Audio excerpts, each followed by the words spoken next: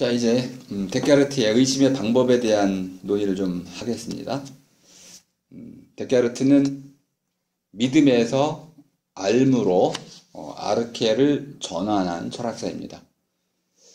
근데 이런 전환의 결과는 아르케를 파괴한 것이 아니고 새로운 종류의 아르케를 발견한 것입니다. 그러니까 서양 철학사는 끊임없이 아르케를 찾아온 역사입니다. 지금 한 분이 포스트 모더니즘에 관심이 있어서 그쪽으로 아르케를 연결해서 한번 논문을 써보겠다고 말씀을 하셨는데, 저도 비슷한 생각을 갖고 있습니다. 포스트 모더니즘, 모더니즘에 대한 논의가 좀 필요하겠죠. 포스트는 다음이란 뜻이니까, 모더니즘은 새로움 외치기입니다. 새로움 갈. 새로워지라고 외치는 겁니다. 모더니즘은 새로움 외치기입니다. 근대라는 말은 전혀 잘못된 번역입니다. 새로워지라는 게 무슨 뜻일까요? 믿음이 아닌 알무로 바꾸라는 뜻입니다. 새로움의 핵심은 알에 있습니다. 믿음에서 알무로, 이것이 새로움의 핵심입니다. 그러면 데카르트를 얘기하는 거군요. 한 단계 더 나가면 알매도 증명된 알미라고 하는 속속들이 알매서 만들 줄 암이라는 새로운 차원이 또 나타납니다. 새로운 알. 새로운 알은 이제 예술에서도 나타나고요. 정치에도 나타나고요. 또 우리 흔히 말하는 삶 일반에도 나타납니다. 생활에도 나타납니다.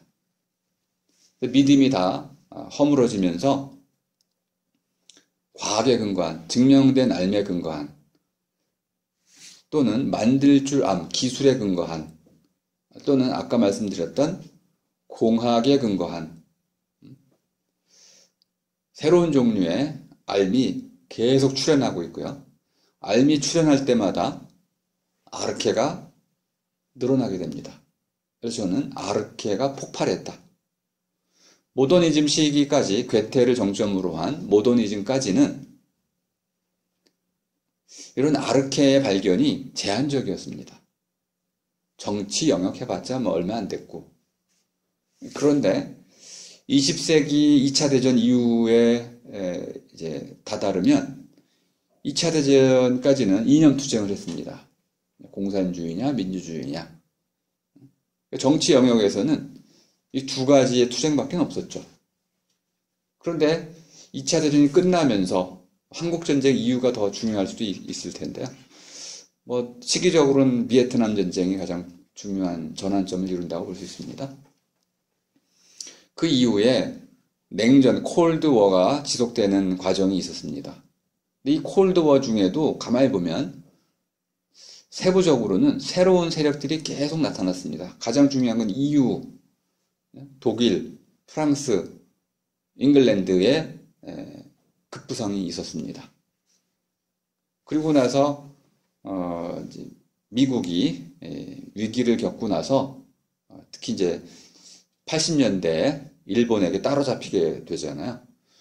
그래서 미국이 한때 철강 산업이 무너지고 또 이런 그 중공업 전체가 자동차 산업이 위기에 몰리면서 미국은 이제 전 세계 패권을 한 3분의 1 정도 잃게 됐었습니다. 그러다가 IT 혁명이라고 하는 이제 인터넷의 그 출현을 통해 가지고 나사가 기가 막힌 역할을 한 거죠. 인터넷 출현을 통해 가지고 미국이 정보혁명을 주도하게 됐고, 여기에 기회를 틈타서 한국도 편승하게 됩니다. 그래서 일본을 따라잡게 된 가장 중요한 이유가 시대 변화, IT의 출현 때문에 가능했습니다. 그때 일본은 TV 쪽으로 전력 질주를 했습니다. 한국은 TV 쪽이 아니고 IT 쪽으로 방향을 맞췄습니다. 미국을 따라간 거죠. 하지만 한국은 또 아주 교묘하게도 TV도 버리지 않았습니다. 그래서 한국은 IT 강국이 되면서도 TV에서도 지금 현재 강국을 지위를 누리고 있습니다.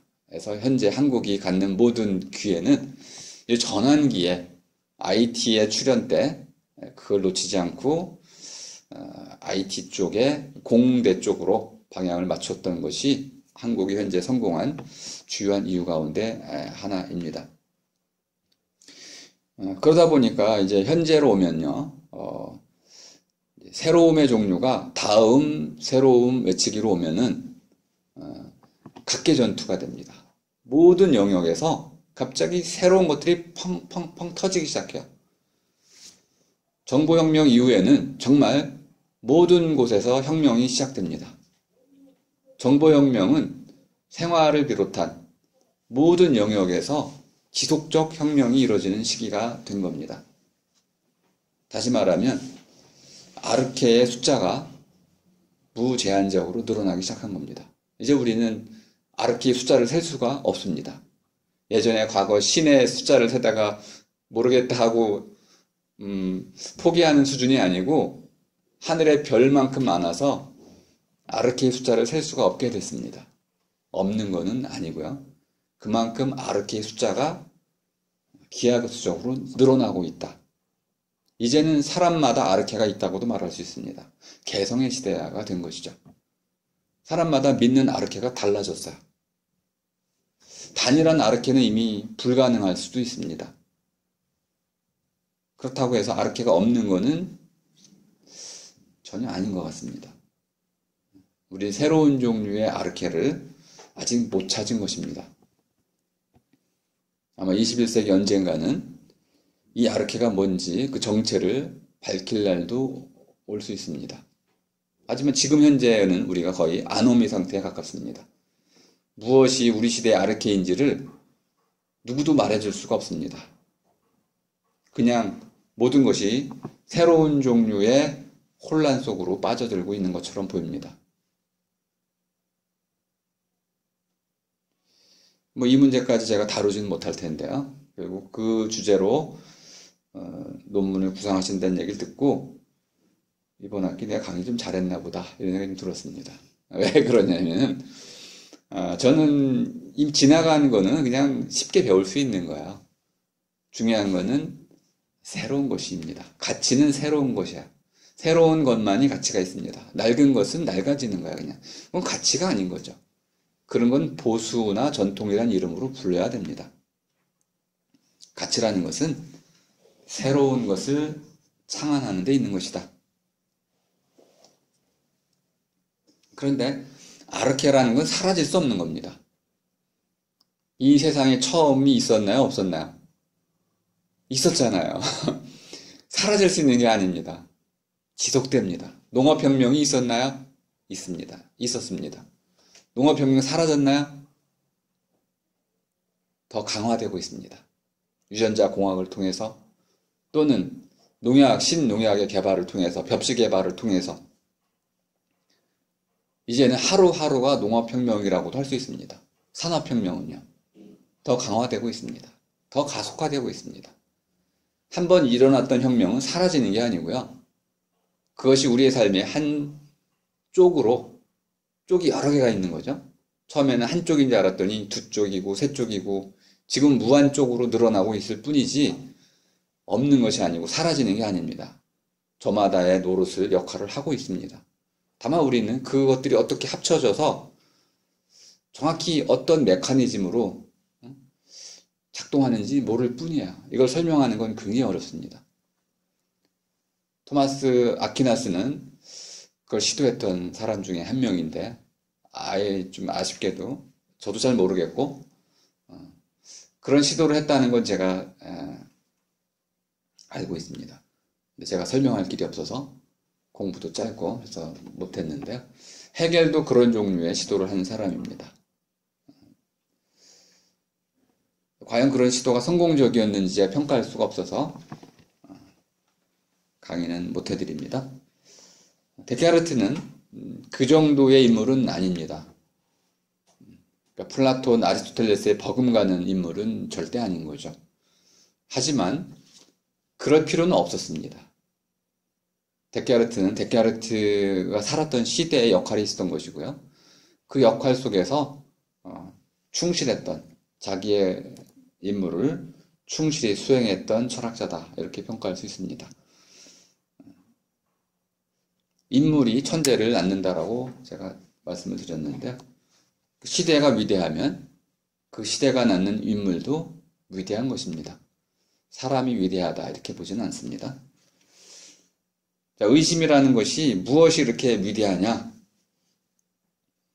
제가 올려드린 그 PDF 파일 쪽수로 141쪽에 가시면은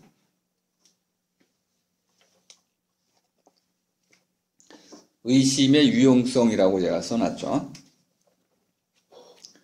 지금 전 단계는 제가 설명을 안 한 겁니다. 데카르트는 종교, 믿음에서 과학, 알매로 전환을 시도했습니다. 근데 이것을 기본적인 당시 용어로 부른다면 학문입니다.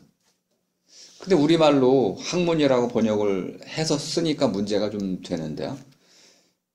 영어로는 사이언스가 되는데, 이 사이언스는 증명된 알미란 뜻입니다. 증명된 암, 그럼 알미란 무엇인가가 가장 중요한 물음이 되겠네요.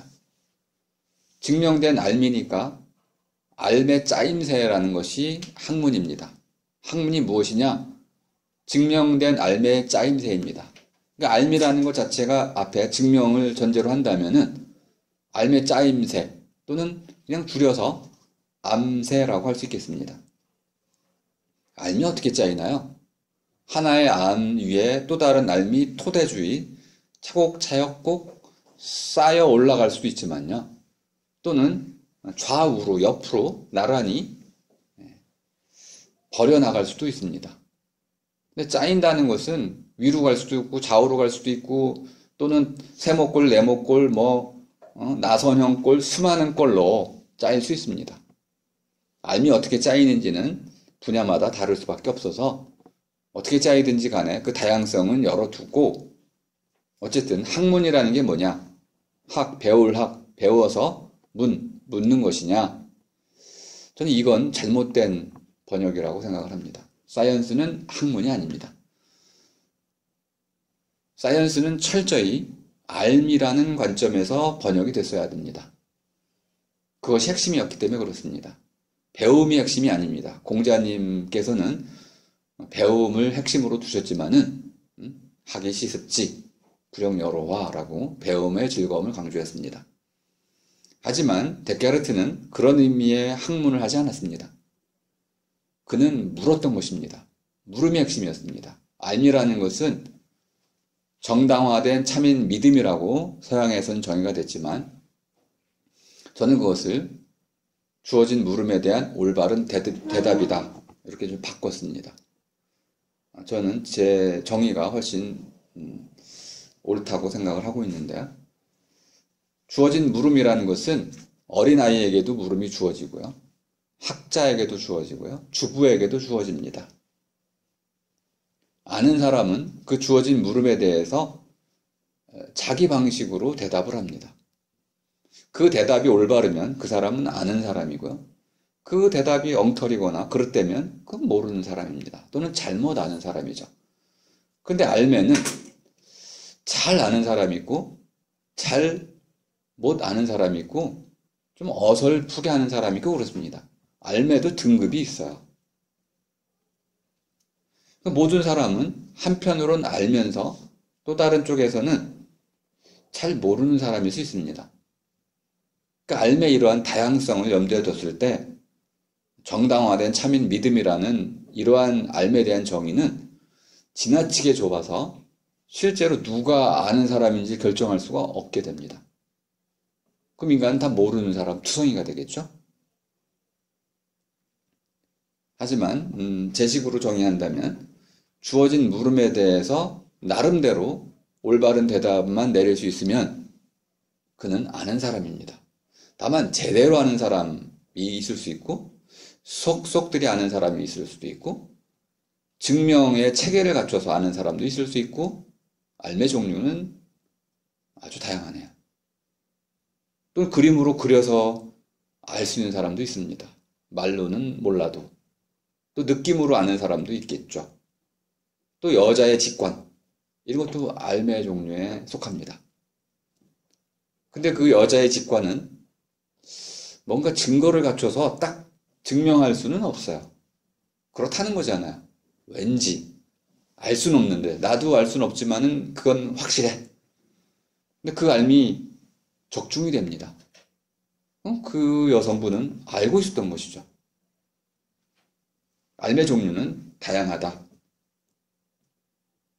학문이라는 이 개념을 우리가 잘못 번역하는 바람에 우리가 근대를, 모더니즘을 또 잘못 이해하게 됐습니다. 어떤 역사학자하고 대화를 하다가 제가 그 역사학자를 좀 나무란 적이 있었습니다. 모더니즘은 민족주의다. 아이고, 역사학에서는 그렇게 얘기할 수 있을지 모르는 부분이 있는데,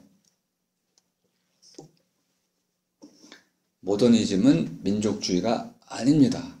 오히려 반대, 보편주의죠. 모더니즘은 새로움을 외친 어떤 사상을 말하는 겁니다. 새로워지라고 끊임없이 외친 겁니다. 그럼 새로움이라는 것은 낡은 것을 버리라는 것이죠. 무엇이 낡은 것입니까? 전통, 과거죠. 서양에서는 그것이 바로 그리스도교를 나타내는 것이고요. 동양으로 넘어오면 19세기 말 20세기 초나 돼야 이것이 외쳐집니다.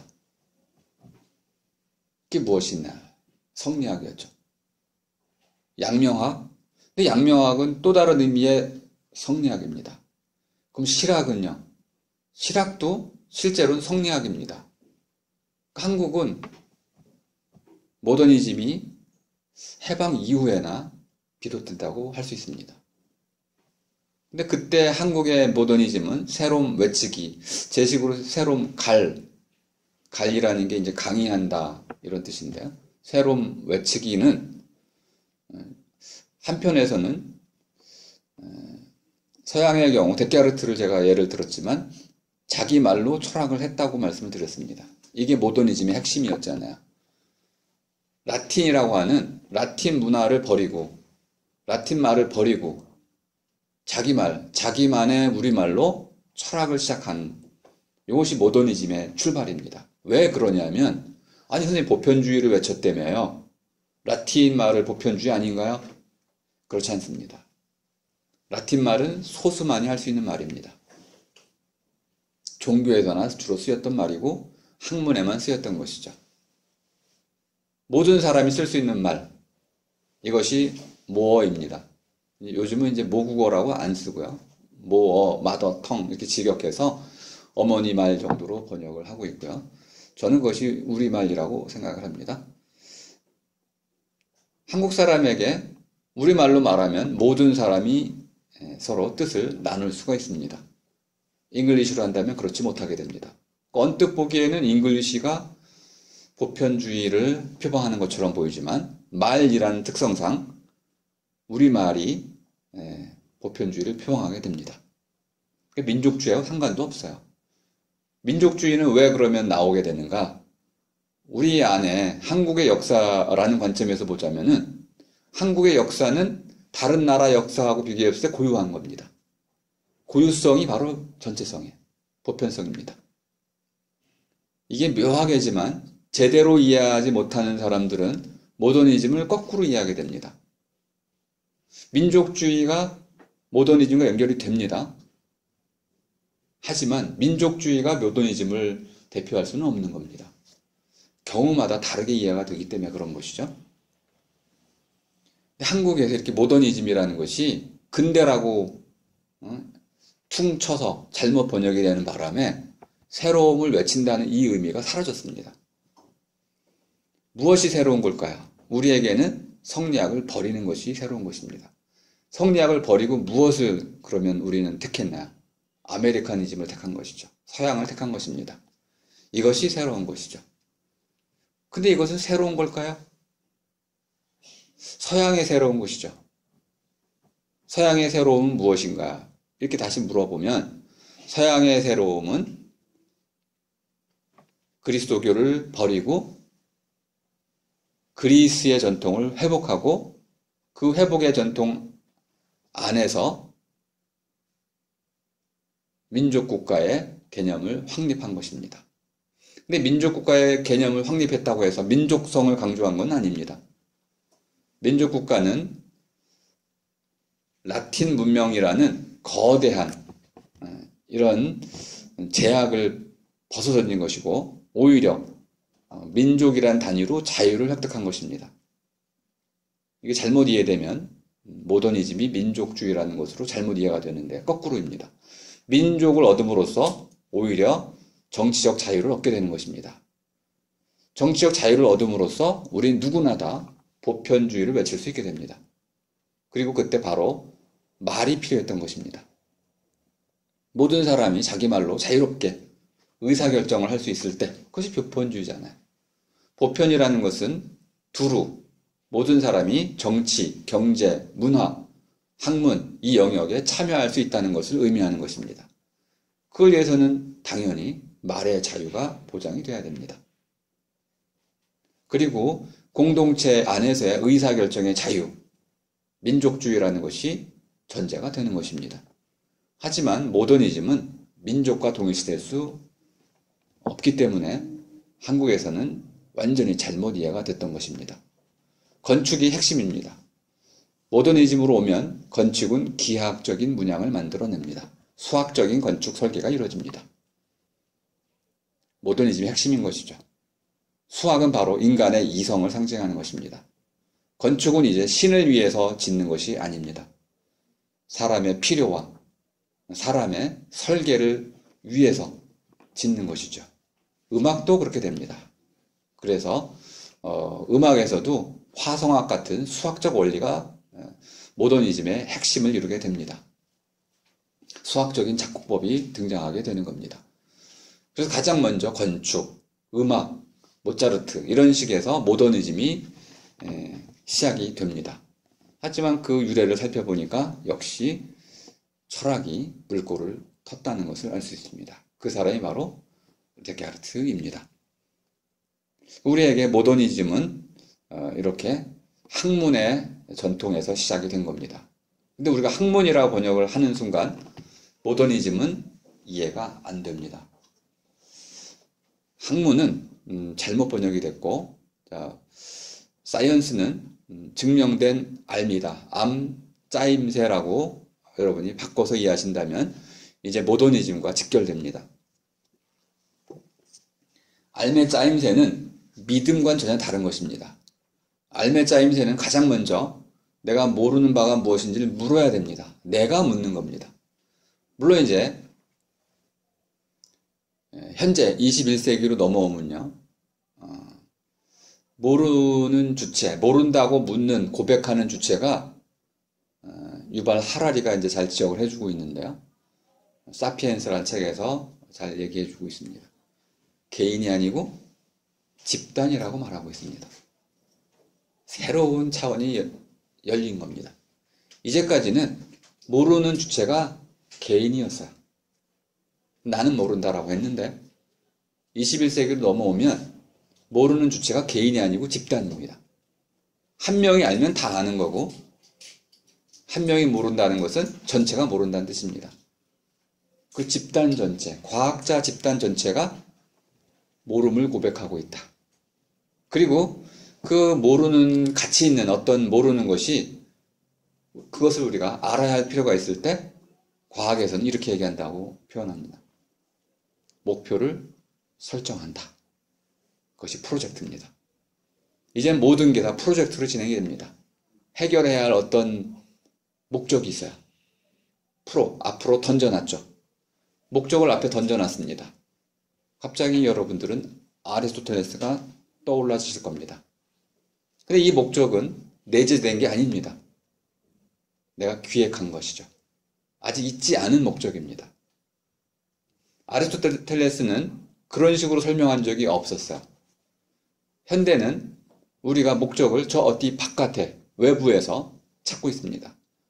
아직 있어 본 적이 없는 어떤 목적을 앞으로 먼저 던진 뒤에 그것을 이루기 위해서 앞으로 나아가고 있습니다.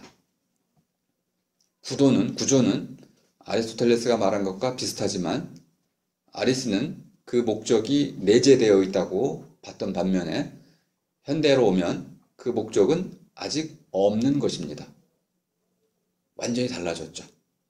어쨌든 이렇게 알미라는 차원으로 우리가 학문의 의미를 바꿔놓으니까 모름이 중시됩니다.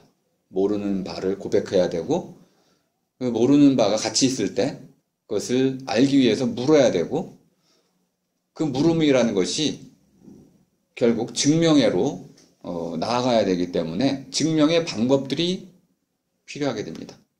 모르는 바는 넘쳐나게 되고 그 모르는 바를 알기 위해서는 대답에 대한 그 대답의 올바름을 증명해야 하는 난제들이 깔려 있기 때문에 그것들을 쉽게 증명하기 위한 방법에 대한 고민이 같이 뒤따라오게 됩니다. 그러면 아주 쉽게 설명이 됩니다. 새로운 게 뭘까요? 새로운 알을 찾는 건데 새로운 알을 찾기 위해서는 모르는 걸 발견해야 되고 그 모르는 바를 물어야 되고 그 물은 바에 대한 올바른 대답을 찾아야 되고 대답의 올바름에 대한 증명을 해야 되는 과정으로 이어지니까 그리고 증명된 암들을 가지고 또 체계를 만들어야 되잖아요. 알의 짜임새를 짜 나가야 되는 거죠. 이게 학문입니다. 이게 사이언스죠. 그러니까 사이언스는 과정이라는 걸 알 수 있습니다. 결과가 아니야.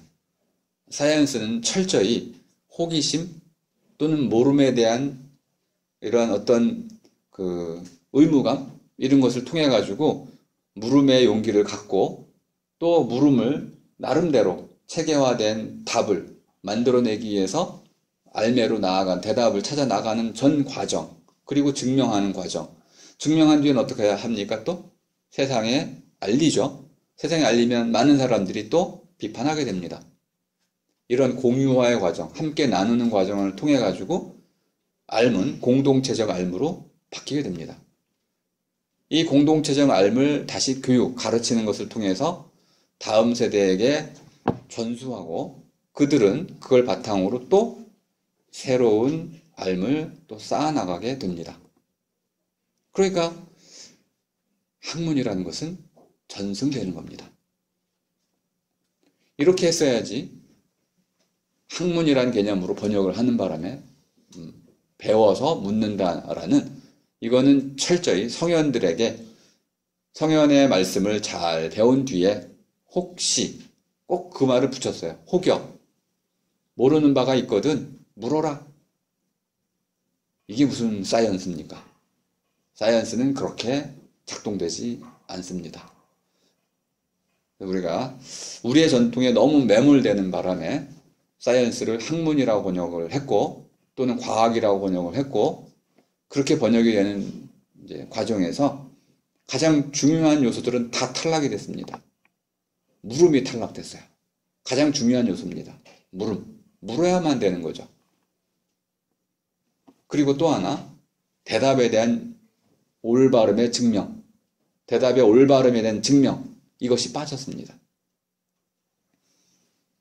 이거 우리가 빨리 회복을 해야만 모더니즘을 제대로 수용하게 되는 겁니다. 데카르트는 이 과정을 의심의 방법이라는 것을 통해서 이뤄내게 됩니다. 의심의 유용성은 뭐 이렇게 간단히 설명할 수 있네요. 내가 지금까지 알고 있다고 믿었던 바 이것이 정말 진짜 알미냐? 요즘 뭐 페이크 뉴스?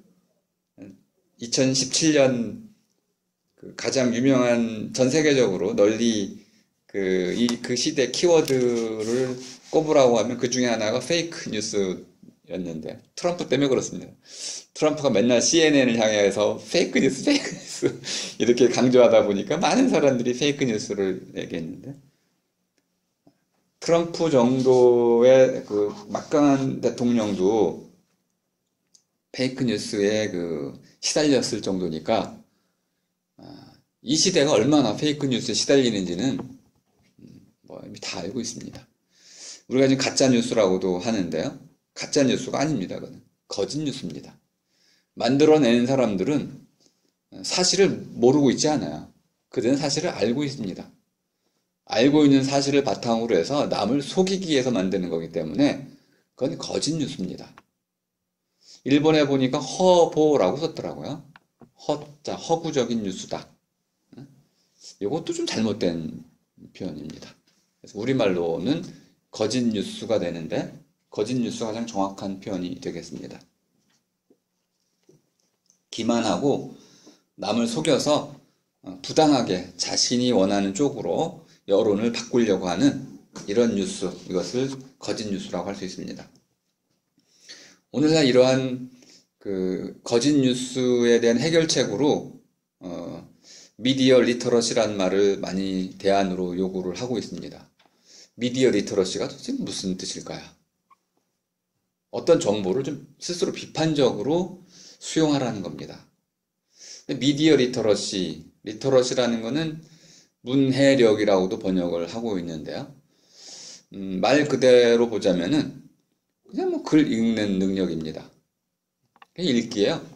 그럼 미디어 읽기 정도로도 다 할 수 있습니다. 읽기의 의미가 뭔지는 또 설명이 많이 필요한데요. 아무튼 넘어가자면 데카르트는 이렇게 맹목적으로 우리가 참이다라고 믿고 있는 것들이 너무 많다는 거야. 근데 심지어 우리가 자명하게 참이다라고 믿고 있는 거는 아예 의심조차 불가능하다는 거야. 내가 있다라는 이 의심 불가능하다는 거야. 부모님이 날 낳으셨다는 의심, 이 지구가 둥글다는 거, 제가 아무리 제 눈으로 봐도 지구는 둥글지가 않더라고요. 근데 어릴 때부터 배웠어요. 지구는 둥글다. 그래서 자꾸 둥글다라고 배웠으니까 내 눈에 보이는 거하고 배운 거하고 불일치, 맞아 떨어지지 않는데 분명히 둥글 거라고 믿는 거죠. 어떤 게 맞나요? 사실 둘 다 맞을 수 있는 거잖아요. 내 눈에 보이는 지구는 둥글지 않습니다. 그런데 위성에서 찍은 사진이나 달에서 찍은 사진 등등 또는 갈릴레오가 증명한 지구의 모양을 보자면 물리학적으로나 수학적으로 둥글잖아요. 그러니까 우리는 여러 개의 지구에 대한 그 모습, 지구의 모습을 추론할 수 있는 여러 개의 그 근거들을 갖고 있는 거예요. 눈으로 봤을 때. 물론 눈이 없는 사람은 어떻게 할까요? 둥글다는 걸 어떻게 알죠? 눈이 없는 사람은? 아예 알 수가 없을 수도 있고요. 그렇게 일부러 의심한다는 거죠. 의심의 방법이라는 것은 일부러 의심해 본다는 것을 뜻하는 겁니다. 일부러 의심해보는 그 유용성이 있습니다. 내가 이제까지 믿어온 참인 것으로 믿고 있었던 것, 그걸 이제 데카르트는 오피니언이라고 썼는데요. 오피니언이라는 것은 본 바란 뜻입니다. 재미있는 표현이에요. 본 바, 들은 바, 배운 바. 이 바라는 말은 우리말에는 두 가지 뜻이 있는데 하나는 바다, 평평하게 펼쳐진 자리입니다. 우리 이제 호라이즌 이벤트 그러면 뭐 사건의 지평선이라고도 번역을 하잖아요. 그 인터스텔라라는 영화에 보면은 블랙홀이 나옵니다. 블랙홀 이야기가 나오는데 블랙홀에서 호라이즌 이벤트, 블랙홀의 어떤 지점에 블랙홀 영향력이 미치는 지점의 어떤 부분을 지나가면 다시 빠져나올 수 없는, 되돌아올 수 없는 지점이 있죠. 그런데 이게 우리말로 사건의 지평선 이렇게 번역이 되니까 저는 그 번역이 좀 아쉬워요.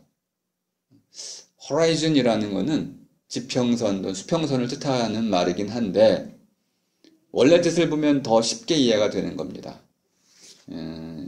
여러분들이 그 바닷가에 선 적이 있으시죠?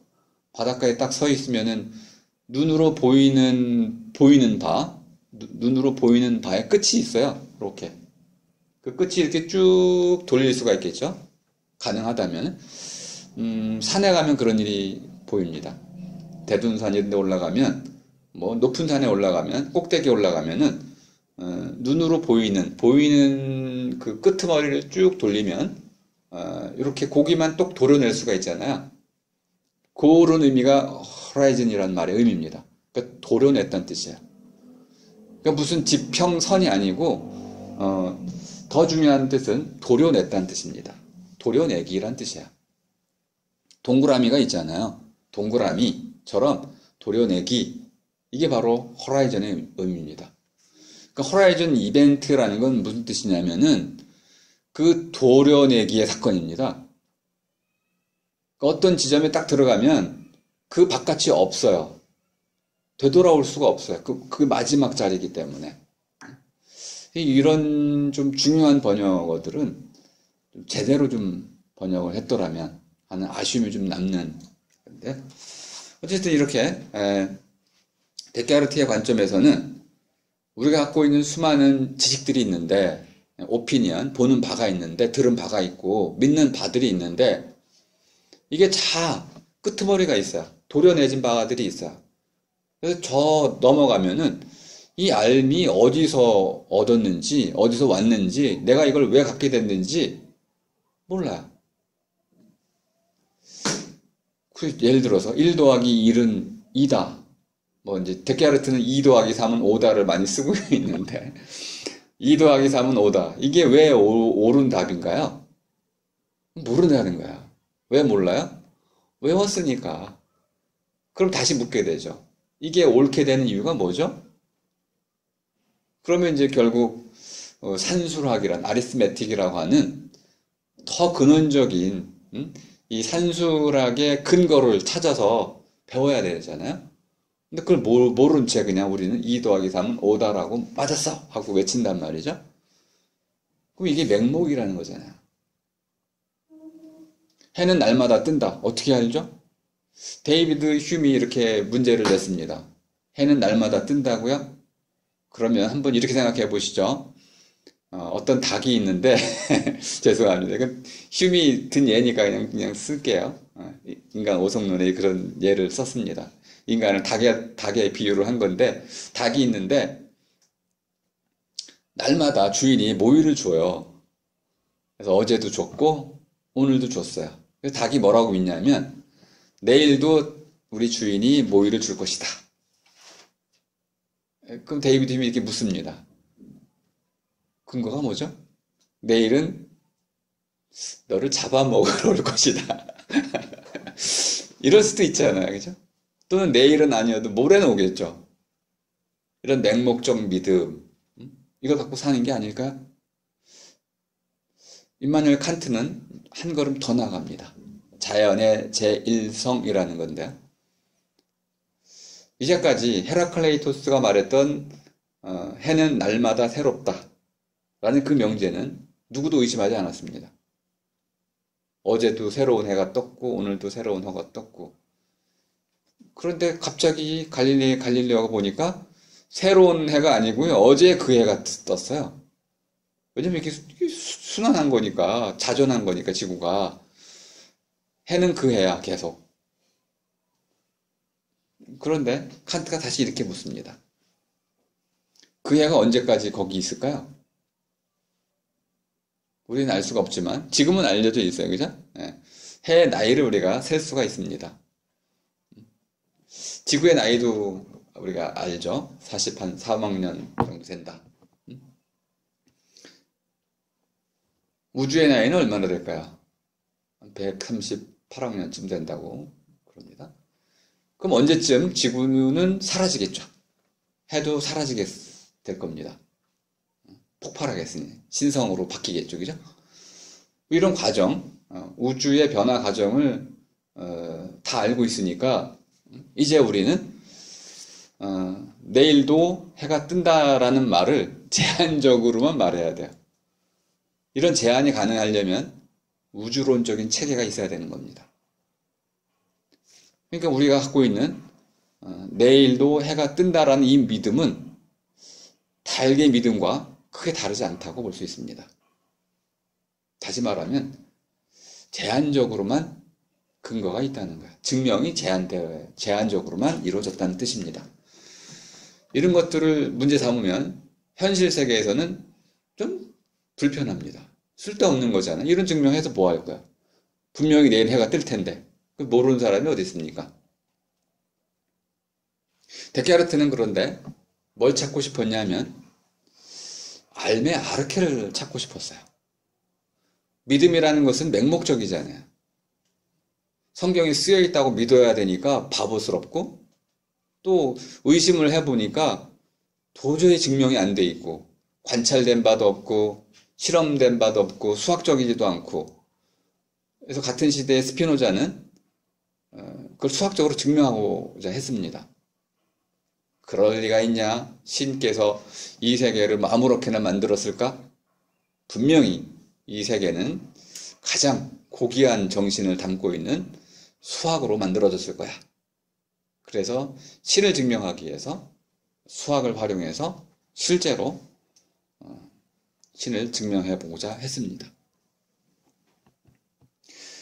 데카르트는 의심의 방법을 통해서 한 가지 중요한 통찰을 갖게 됩니다. 내가 알고 있는 대부분의 오피니언, 내가 보는 바, 들은 바, 배운 바, 믿는 바들은 실제로는 제한적으로만 타당하다. 무제한적으로, 무제약적으로, 절대적으로 참인 게 아니고 조건적으로만 참이다. 그러니까 데카르트가 무슨 환자가 아니잖아요. 의식병 환자가 아니기 때문에 그가 의심을 방법으로 택한 데에는 어떤 이유가 있습니다. 그 이유 중에 가장 중요한 것이 바로 선입견, 편견, 이것을 좀 멀리하자, 이런 뜻입니다. 진리를 찾고자 하는 자는 가장 먼저 이러한 선입견을 없애야 한다. 자, 진리란 말이 너무 무거우니까 영어로 이제 트루스 이렇게 되는데요. 라틴어를 많이 썼으니까 베리타스 이렇게 썼으니까 우리말로는 참이 되겠습니다. 트루스는 참이란 뜻입니다. 참이라는 것은 채워져 있다라는 뜻입니다. 채워져 있다면 어떤 것은 비어 있어야 됩니다. 모든 말은 비어 있습니다. 그 말이 말해질 때 그 말이 말해진 어떤 내용이나 대상이 그 말을 채워주면 그 말은 참이 됩니다. 지금 방금 무슨 잡음이 들렸잖아요. 조금 전에 잡음이 들렸었다 라고 과거형으로 말하면 여러분이 기억을 통해서 맞아, 그 말에 비어있는 말이잖아요. 그 말이 채워지면 여러분은 이제 참이다라고 인정을 하게 됩니다. 그리고 돌아갈 수 있다면 방금 전으로 돌아가서 실제 그 잡음을 누군가가 증명해 줄 수도 있습니다. 현재 지금은 그런 일이 불가능하지만 우리가 동일한 경험을 하고 있고 모두 기억을 하고 있다면 모든 사람에게 물어볼 수 있어서 그것이 참인지 아닌지 여부를 가릴 수가 있습니다. 그러니까 모든 말은 기본적으로는 그냥 포멀합니다. 비어 있습니다. 틀만 있어요. 그리고 그 말이 비어 있기 때문에만 언제든 말할 수 있는 겁니다. 그 말이 꽉 채워져 있다면은 우리는 그 말을 언제나 말할 수는 없고 특정한 경우에만 말할 수 있습니다. 말의 본질은 비어 있다는 데 있습니다. 그 비어 있는 말을 말할 때마다 우리는 경험을 통해서 또는 기억을 통해서 또는 사건을 통해서 채워 넣는데 꽉 차면 참이고 가득 참이고 덜 차면 덜 참이 되는데 덜 참도 단계가 디그리 정도의 차이가 있습니다. 그러니까 찬 만큼이 다른 것이죠. 그래서 아주 참이 있고 절대 참이라는 것이 있고 뭐 작은 참도 있을 수 있겠습니다. 그러니까 참에도 만큼의 정도가 있다. 어쨌든 데카르트는 만일 동굴로 비유하자면 우리가 이렇게 동굴 속에 깜깜한 동굴 속에 거짓이라고 하는 거짓 세계 속에 감옥에 갇혀 있는 경우가 있을 수 있는데 심지어 어떻게 갇혀 있냐면 자기가 죄수라는 사실도 깨닫지 못하는 방식으로 갇혀 있을 수 있다. 그래서 의심을 의도적으로 해보라는 겁니다. 의심의 방법이라는 것은 탐구의 방법으로 제한되고 있는 게 아니고, 자, 이런 편견이나 자신의 믿는 바라는 것이 거짓일 수 있는데, 그것이 거짓일 수 있는 가능성이 있는지 아닌지, 아닌지를 물어보기만 해도 우린 스스로 그것이 참인지 거짓인지를 판가름할 수 있다는 거야. 그런 능력을 갖고 있다고 믿고 있습니다. 데카르트는 아직 소시오패스나 사이코패스니 이런 뭐 정신 박약한 이런 것들의 의미는 무의식 이런 것들 아예 상상도 못하고 있어요.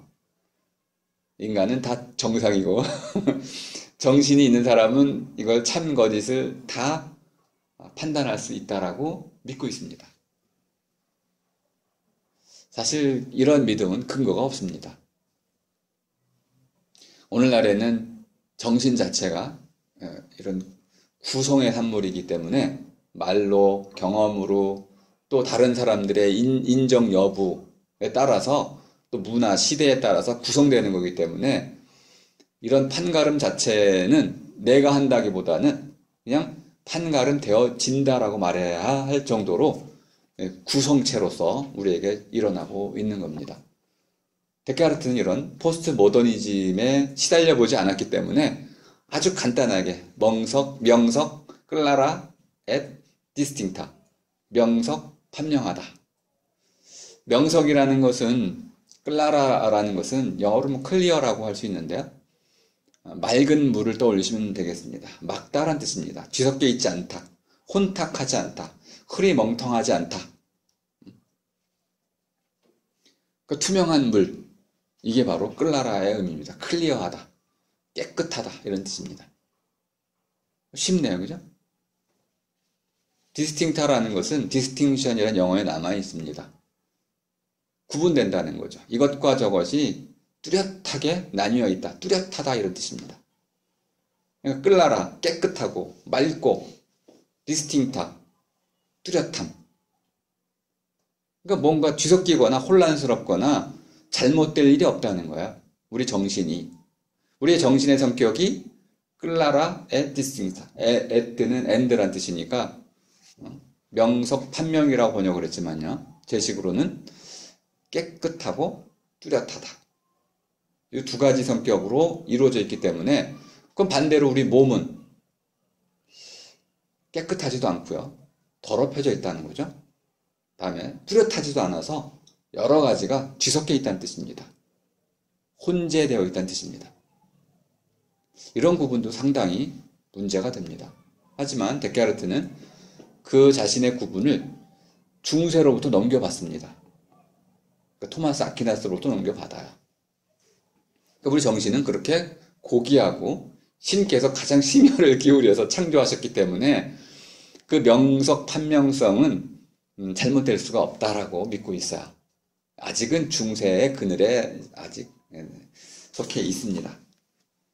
어쨌든 의심을 시도하는 이유는 바로 우리가 갖고 있는 수많은 오피니언, 이 세 가지의 근거가 있습니다. 감각으로부터, 그리고 이성으로부터, 그리고 신이라는 절대관념으로부터 주어지는 이 세 개의 유래를 갖는 원천, 소스죠. 원천을 갖고 있는 이러한 오피니언, 우리의 보는 바 또는 견해라고 우리가 흔히 많이 얘기하고요. 저는 이 부분이 그냥 보는 바라고 번역을 하는 게 좋겠다고 봅니다. 보는 바, 사람마다 다를 수밖에 없잖아요. 이 보는 바가 이렇게 그 세 가지의 원천, 근거로부터 비롯돼 나왔는데, 그 세 가지의 근거, 원천이 모두 의심스럽다는 겁니다. 그러면 그 잘 의심스러운 원천으로부터 갖고 있는 그러한 보는 바 자체는 맹목적일 수 있다는 거예요. 잘못될 수 있다는 겁니다. 그런데 이제 한 가지, 데카르트가 이걸 의심의 방법을 구사할 때 143쪽으로 이제 오시면은, 제가 보기에 아니 왜 의심 자체를 현상학적으로 분석하지 못했을까요? 그리고 그 이후에 데카르트의 연구자들도 이런 데카르트의 의심의 그 현상학적 구조에 대해서는 주목하지 못했습니다. 제가 이걸 우리말로 한글로 썼기 때문에 아마 서양에는 알려질 수 없는데요. 제가 보기에는 이런 식의 연구는 유일한 것 같습니다. 근데 굉장히 중요한 함축을 갖고 있어요. 의심이라는 것이 하나의 구조입니다. 의심의 구조는 의심과 뗄려야 뗄 수가 없습니다. 사람이 있다면 그 사람은 몸이 있어야 되고 마음이 있어야 되고 또는 뇌에 뉴런들이 있어야 되고 그가 가족과 더불어 태어나고 삶을 살아가야 되는 거죠. 이 구조입니다. 그 사람에게서 그걸 떼어낼 수가 없어요. 그 사람에게서 몸을 떼어놓고 사람을 얘기할 수 없는 것처럼 의심이라는 것이 하나의 기분이고 감정이라고 한다면 그 의심으로부터 이 의심의 구조, 얼개라고 하는 것을 떼어낼 수가 없습니다. 요 몇 가지만 열거를 할 테니까 요건 쉽게 설명이 되니까 나중에 직접 읽어보시는 게 도움이 더 될 겁니다. 꼼꼼히 읽어보시면 제 머리가 가장 잘 돌아갈 때 쓴 글이니까 학위 논문을 쓸 때가 가장 머리가 잘 돌아갑니다. 뭐 이건 최고의 집중력을 발휘해서 쓰는 거니까 그 뒤에 쓴 논문이기 때문에 그래도 상당히 뭐 영어식 표현으로 쓰자면 브릴리언트 할 때 반짝반짝 머리가 돌아갈 때 쓴 글, 지금은 흐리멍덩합니다. 그래서 굉장히 오랜 시간을 거쳐야만 논문 한 편을 쓸 수 있는 시기이고요. 대신 이제 두텁고 깊어졌죠.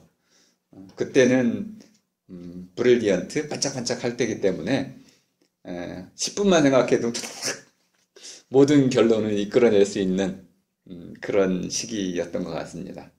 그러니까 착상도 쉽게 일어나고 그 착상도 쉽게 이제 어떤 구조화를 시킬 수 있던 나이. 지금은 그렇게 할 수가 없어요. 그런 데는 이미 사라졌습니다.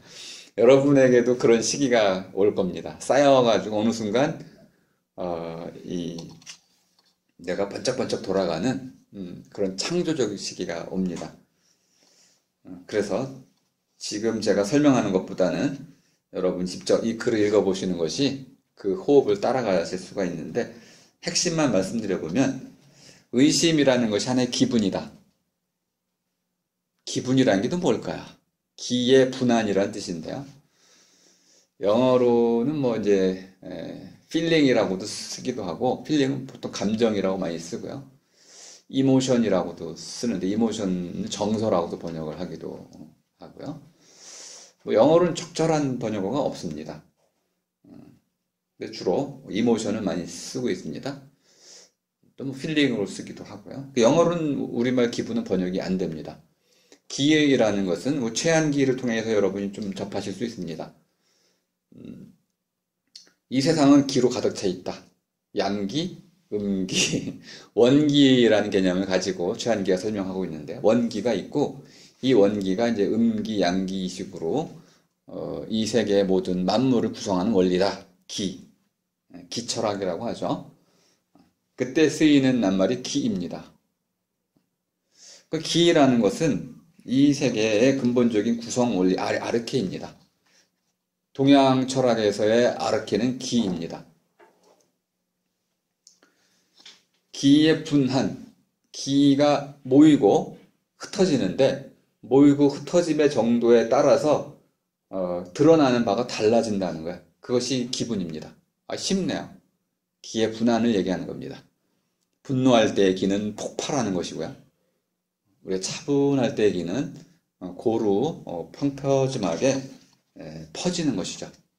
이렇게 기의 활동을 통해 가지고 우리 마음의 상태를 설명하는 것이 기분입니다. 상당히 철학적인 낱말이라는 걸 알 수 있습니다. 근데 이 기분은 물리적인 경우까지 포함을 할 정도로 구조적인 겁니다.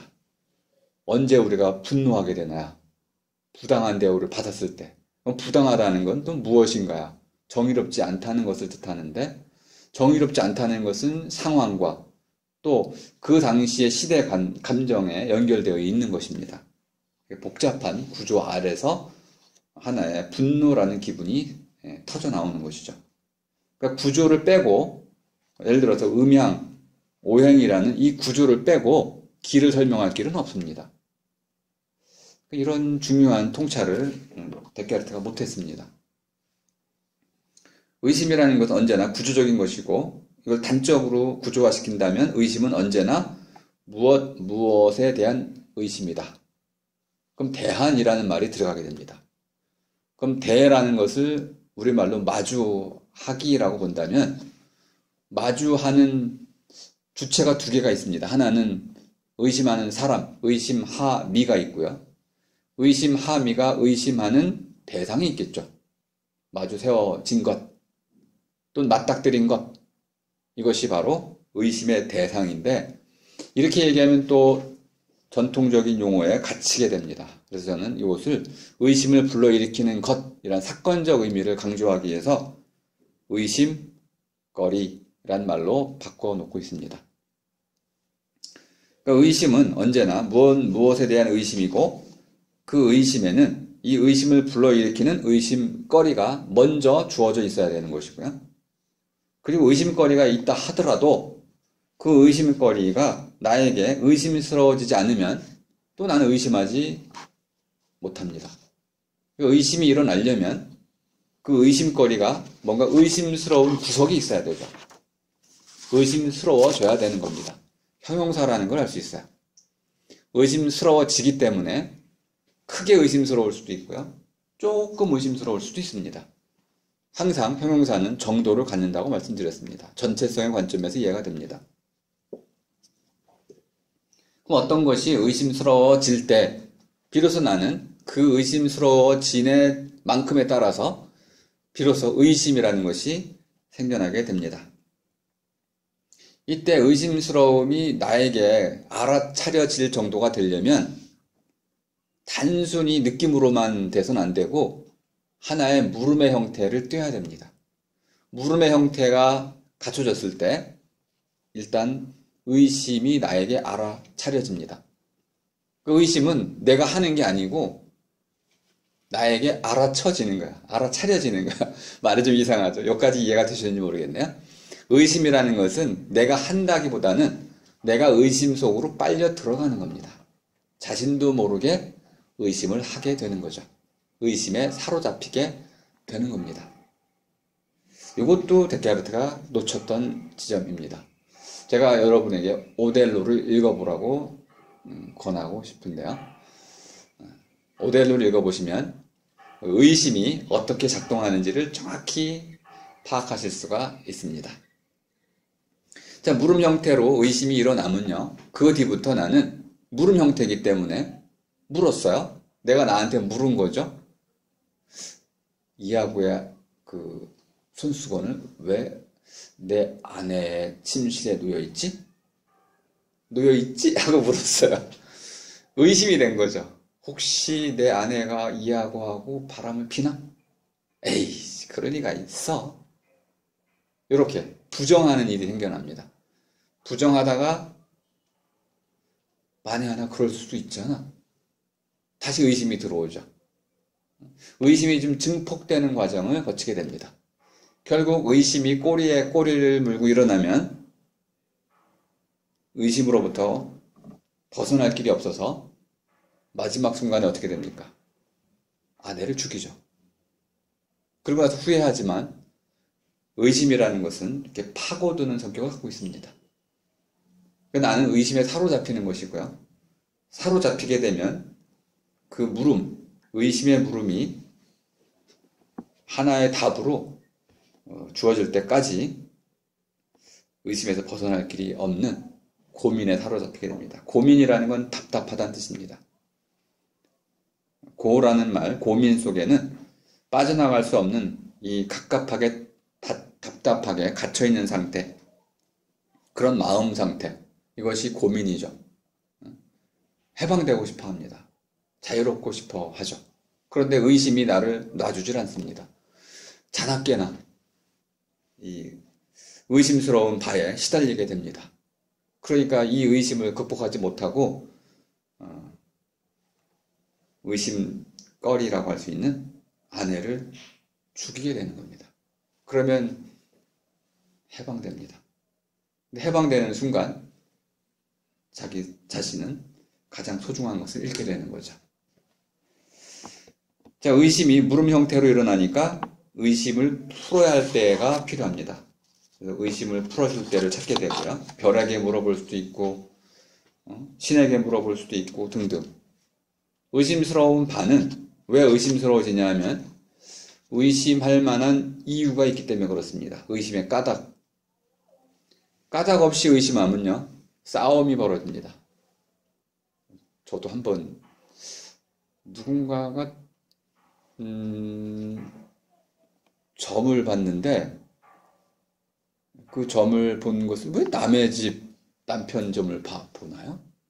농담을 했을 수도 있는데 그분이 우리 집사람한테 당신 남편이 어디 딴 아들을 뒀대. 가서 농담식으로 얘기를 하는 거죠, 저한테. 아니, 누군가 그렇게 얘기해 주던데 버럭 화를 냈어요. 이런 무슨 막 하면서 이제 그랬더니 갑자기 그래, 왜 이렇게 화를 내? 아니, 지금 뭐 사람 이렇게 의심해 놓고 왜 화를 내냐고 또 적반하장이지 이게. 그래서 제가 유일하게 우리 아내에게 화를 낸 경우입니다. 사람을 이렇게 의심해서는 되겠냐? 근거도 없이 말이야, 이유도 없이 그냥 한번 사람을 떠보는 것도 아니고 그런 짓은 다시는 해서는 안 된다, 하지 마라. 그래서 이제 분노한 적이 있었는데요.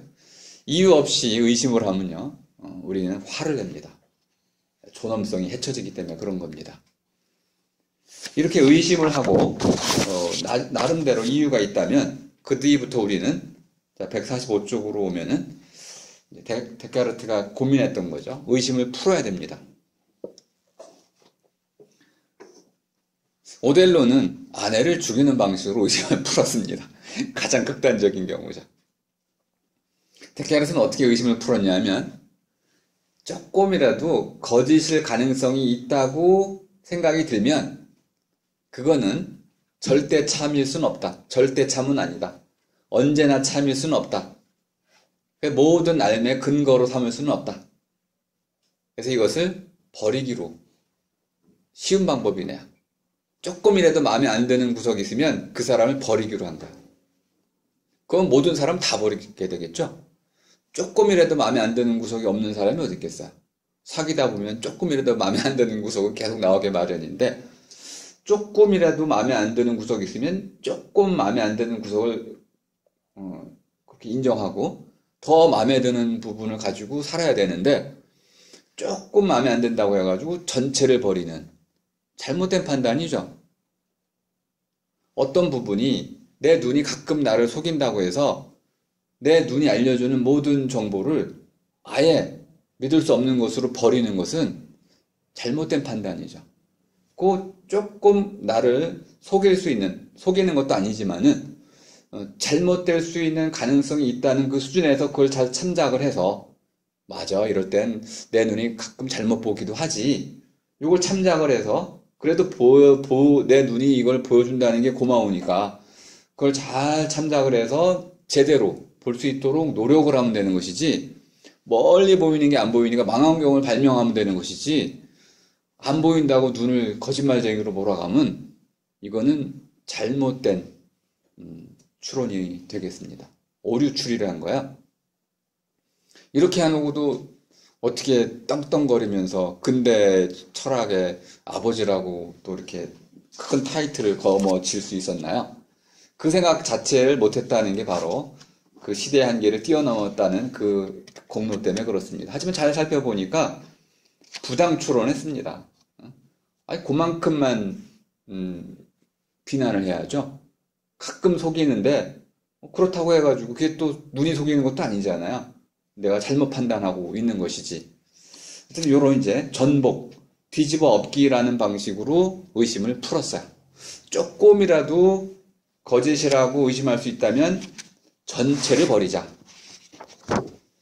그러고 나니까 남아나는 게 아무것도 없습니다. 꿈의 가설, 또 악마의 가설, 이런 것들을 다 동원해가지고 어떻게든지 간에 감각, 또 수학적 지시, 또는 나를 만든 신의 선하심, 이 모든 것을 의심할 수 있는, 어떻게든 꼬투리를 잡아가지고 조금이라도 의심할 수 있으면은 그 전체를 버리는, 뒤집어 엎는 전복의 방식으로 의심을 진행하게 됩니다. 근데 이런 걸 가지고는 진리를 발견할 수가 사실은 없어요. 지금 시간이 좀 부족해서 이 정도로 이제 끝을 내야 될 것 같은데요. 데카르트가 했던 가장 중요한 방법은 오피니언이라고 했던 그 당시 모든 사람이 믿고 있었던 그 자명한 진리 체계를 체계적으로 의심하고, 그 의심을 통해서 의심 불가능한 어떤 새로운 아르케를, 알메 아르케를 찾으려고 노력했다는 것이다. 저는 그 노력이 실패했다고 생각을 합니다. 그래서 그 결과에 대해서는 소개해드리지 않고 그 노력 자체에 대해서의 그 노력의 의미를 설명을 좀 드리려고 했습니다. 시간이 있다면 그 부분도 다 설명을 드리겠지만은 제 논문에 좀 나와 있으니까 그걸 참조해 보시고요. 데카르트의 이러한 그 전환, 거대한 전환의 시도 덕분에 우리가 모더니즘이라고 하는 믿음이 아닌 알매에 근거한 새로운 세계를 구축할 수 있게 됐고, 과학이라는 것이 탄탄한 기초를 갖게 됐습니다. 그래서 과학은 호기심으로부터 출발하는데, 호기심이라는 것의 그 원래 표현이 노이디어라는 것은 새로움을 찾는다 뜻입니다. 호기심이라기보다는 이제 기존에 있었던 것을 버리고 새로움을 추구하는 것, 그러니까 모더니즘하고 똑같은 말이군요. 그래서 과학에서 증명된 알매, 암짜임새에서는 이 새로운 것, 모르던 것을 찾아서 그 모르는 바를 묻고 그 물음에 대한 올바른 대답을 찾아 나가서 새로운 알을 쌓아 나가는 것, 짜 나가는 것, 이것이 바로 사이언스고 이것이 모더니즘의 핵심이다. 이렇게 이해하시면 데카르트가 추구했던 그 핵심을 파악하게 되는 것입니다. 이것이 이제 칸트로 이어지면, 물론 칸트는 많은 경우 이제 순수 이성 비판을 강조하실 텐데, 이번 학기에 저는 칸트의 순수 이성 비판보다는 새로운 종류의 아르케, 데카르트가 추구했던 과학적 아르케 말고 알메 아르케를 넘어서서 새로운 아르케, 그것을 칸트가 또 추구했다. 그 지점을 실천 철학이라는 관점에서 제시를 해보고자 합니다. 이렇게 오늘 강의는 이것으로 마치도록 하겠습니다. 수고하셨습니다.